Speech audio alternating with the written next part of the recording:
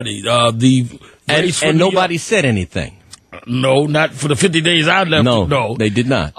Then when we had a Latino run for mayor, there was a split on whether the blacks and Latinos who would be mayor first in New York. I've had this split over immigration. Explore that. What happened there? My feeling is that Christianity dropped the ball. It says clearly, not only in Old Testament and Torah, be always helpful to strangers in a strange land, because you never know if the angels therein. We have said this time and time again among Christians. We have a belief system that believes that we should be inclusive. We did not pick up the ball. I believe that the black superstructure dropped the ball on immigration through benign neglect. It became us against them.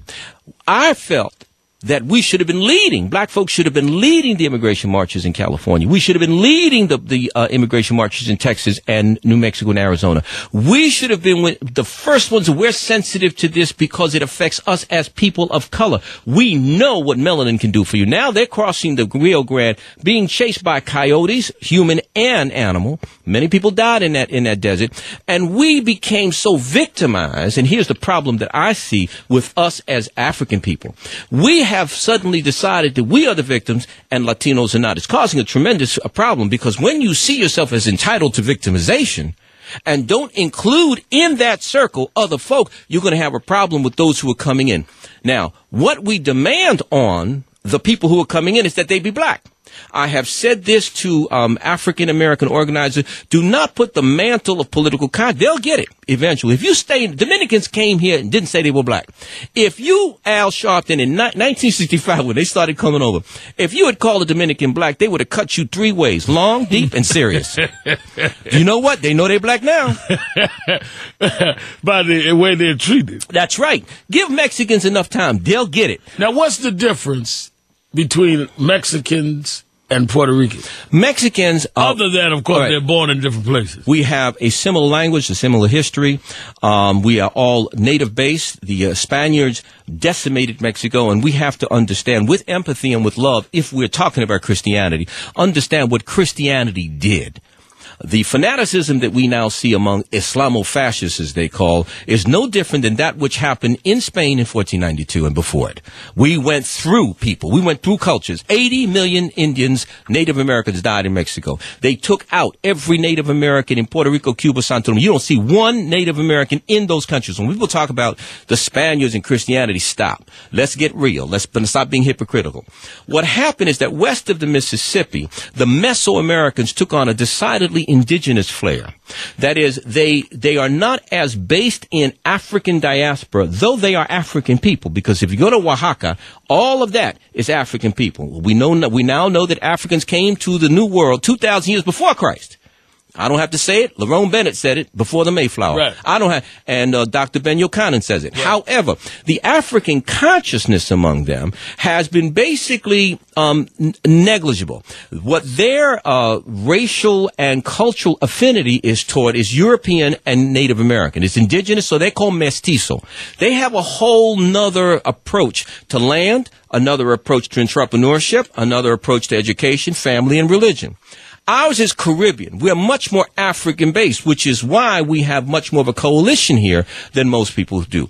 The truth is that among all Latinos, even among the Caribbean, one drop of white blood makes you white. The Spanish, who were the first slaveholders, not the British, 111 years before the English came here with the first black men in this country, there were black people in this new world. They were speaking Spanish and Portuguese. The Spanish, intermarried with the natives, thereby creating a whole different class. The divide and conquer was done viscerally, personally, umbilically, if you will. And they said if you have one drop of black blood in you, one drop of white blood in you, you're white. The English took over the slave trade 111 years later and told the Africans coming over, seeing the strength of the families of the Spanish blacks, seeing the strength and the rebellions that took place. Wait a minute, we can't have this no more. And even here we got problems. Right. But here we have mass transit, so we smell each other, love each other, eat together. We don't go to church together as much as we should. Right. On the West Coast, they had to develop a total indigenous, independent way of looking at it, which is why when you go out there, you'll hear a Mexican that looks like, he looks like the Frito Bandito, and he'll be saying, howdy, partner. And you say to yourself, wait a minute, where is this guy coming from?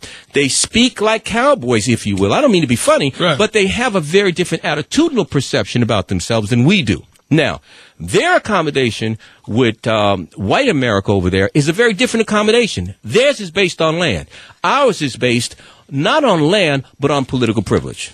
Do you see what I'm saying? We have to wield another kind of political hammer. Right. Theirs is based on pure one thing, land. Land. The Alamo was not fought over David Crockett and Mr. Jim Bowie. The Alamo was fought over slavery, pure and simple. Mexico was right. Don't you have slaves in here? We're leasing you the land. How dare you? Now they've changed it around and made it that they fought for America. That wasn't America. That was black folk they were fighting over there. Now, to tell Puerto Ricans here, and unfortunately black activists, and I'm saying we have to be careful of Afro-Saxonism. We got a lot of those brothers here who now have become black in superficially, but basically are white Americans. They ain't bringing no magic to the table. They're greedy. They're self-absorbed. They're linear in their thinking, and their thing is, how come y'all can't do it like we can do it? Well, excuse me.